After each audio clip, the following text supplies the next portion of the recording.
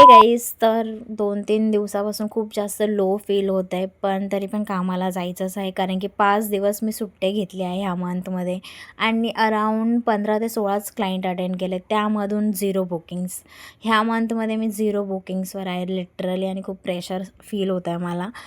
तरी पण ठीक आहे, कामाला तर जायचंच आहे. क्लायंट आला होता, त्याला व्हिजिट वगैरे केलं. तरी त्या क्लायंटला खाली येऊन बोलतो की मला काहीच आवडलं नाही मॅम, आणि तो गेला. सिरियसली लोकांना काही आवडत नाही तर काय येतात. पण ठीक आहे. तरी बोलला की मी डिस्कस करून सांगतो हे ते. म्हटलं ओके सर.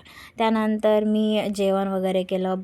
जेवण वगैरे झाल्यानंतर ना खूप जास्त फॉलोअप बाकी होता, कारण की सॅटर्डे संडे होता आणि माझ्याकडे क्लायंट्स नव्हते, प्रॉस्पेक्ट नव्हते. 2-3 प्रॉस्पेक्ट होते, बघू आता ते येतात की नाही. तर दुपारच्या टाईमला खूप जास्त गरम होत होतं, बसली होती. ए सीचे काम चालू आहे यार ऑफिसमध्ये, तर थोडं गरम पण होत होतं.